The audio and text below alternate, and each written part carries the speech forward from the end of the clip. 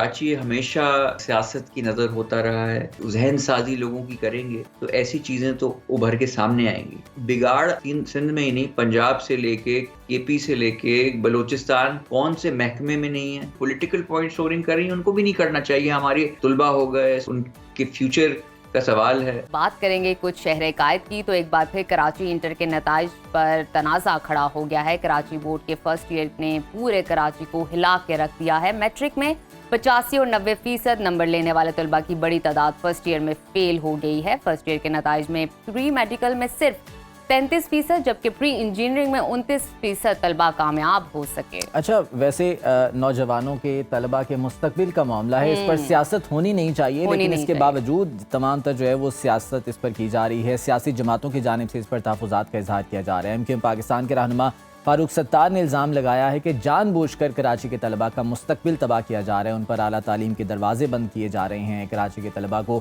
اس تمام تر صورتحال سے گزارا جا رہا ہے اور اس لیے فیل کیا جا رہا ہے تاکہ اندرون سندھ کے لوگوں کو آگے لایا جا سکے. اور بالکل آپ نے ٹھیک کہا ہے. دوسری جانب اگر بات کی جائے تو حکومت نے تنازع کا نوٹس لے لیا ہے اور چیئرمین انٹر بورڈ کو عہدے سے ہٹا دیا ہے. میٹرک بورڈ کے چیئرمین کو اضافی چارج دے دیا ہے. سندھ میں نتائج کے معاملے پر یہ کوئی پہلا اور نیا تنازع نہیں. اس سے پہلے ایم ٹی کیٹ کے نتائج اور پیپر لیک ہونے کا معاملہ بھی سامنے آیا تھا، جس کے بعد پیپر جو ہے سندھ ہائی کورٹ کے حکم پر ٹیسٹ دوبارہ بھی لیا گیا تھا. جی ہاں، بالکل. اسی معاملے پر بات کرنے کے لیے ہمارے ساتھ موجود ہیں ترجمان حکومت سندھ محمد علی راشد صاحب. راشد صاحب، بہت شکریہ آپ کے وقت کا. سب سے پہلے تو یہ بتائیے گا کہ کیا وجہ ہے کہ اس طرح کے تنازعات سامنے آتے ہیں؟ پہلے ایم ڈی کیٹ والا معاملہ سامنے آیا تھا اور اب یہ انٹر کے نتائج والا معاملہ جو ہے وہ سامنے آ گو کہ اس پر ایک کمیٹی بھی بنا دی گئی ہے جو کہ اب انویسٹیگیشنز بھی کرے گی، لیکن وجہ کیا بنتی ہے اس طرح کی چیزوں کی؟ اعوذ باللہ من الشیطان الرجیم، بسم اللہ الرحمن الرحیم. دیکھیں، بالکل آپ صحیح کہہ رہے ہیں کہ بگاڑ ہوتا ہے کافی جگہ، اور یہاں بھی ہمارے نظر میں آیا اور اس پہ ہم نے سوئفٹ ایکشن لیا. جیسے آپ نے خود ہی کہا کہ ان کو سسپینڈ بھی کیا، چینج بھی کیا، مگر ساتھ ساتھ ہمیں اپنے تعلیمی اداروں کو، ہماری اسٹینڈرڈ آف ایجوکیشن کو بہتر کرنے کی ضرورت ہے. اور ہمارے جو اسٹوڈنٹس ہیں ان کو بھی یہ سمجھنے کی ضرورت ہے کہ جو معیار ہم پروڈیوس کر رہے ہیں، جو ہمارے لوگ، جو اسٹوڈنٹس ہمارے پڑھ کے نکل رہے ہیں، ان کو اور محنت کرنے کی بھی ضرورت ہے.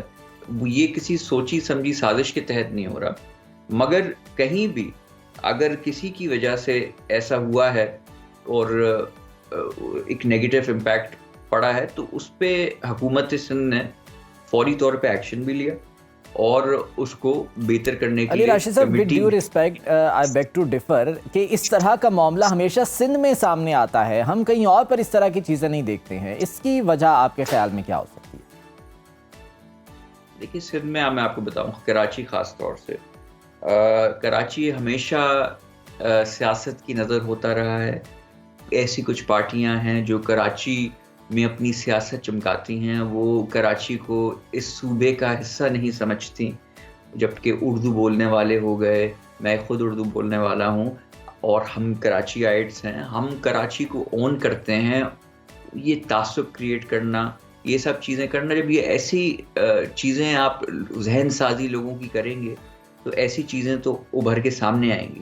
اور بگاڑ آپ مجھے آج سندھ میں ہی نہیں، پنجاب سے لے کے کے پی سے لے کے بلوچستان کون سے محکمے میں نہیں ہے، کون سی حکومت میں نہیں ہے، کہاں بہتری کی گنجائش نہیں ہے، ہر جگہ ہے. راشد صاحب، آپ کی بات بجا ہے، بٹ فرسٹ ایئر کا رزلٹ آپ کے سامنے ہے. طلبہ اور والدین سراپا احتجاج ہیں، سیاسی جماعتیں بھی تحفظات کا اظہار کر رہی ہیں. مجھے بتائیے گا، نتائج میں بے ضابطگیوں کے حوالے سے اب تک کیا پیش رفت کی گئی ہے؟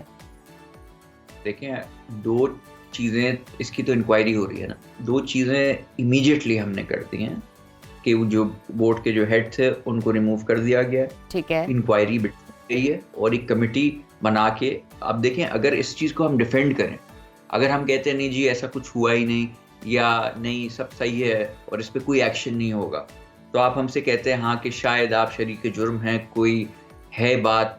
مگر جیسی چیزیں منظر عام پہ آئیں، پتہ چلا، ہم نے کہا کہ ٹھیک ہے اگر ایسی بات ہے تو اس پہ بالکل انکوائری. مگر there are two side of the story. اگر ایسا ہے تو اس کو اس کی تہہ تک پہنچا جائے گا اور اس کے خلاف एक्शन होगा और एक ऐसा एक्शन होगा कि जो परमानेंटली चीज़ों को सुधार सके, कि ऐसी चीज़ आइंदा आने वाले वक्तों में नहीं हो। और जो पार्टियां यहाँ हैं जो पॉलिटिकल पॉइंट स्कोरिंग कर रही हैं उनको भी नहीं करना चाहिए। हमारे तलबा हो गए, स्टूडेंट्स हो गए, उनके फ्यूचर का सवाल है, मुस्तकबिल का सवाल है।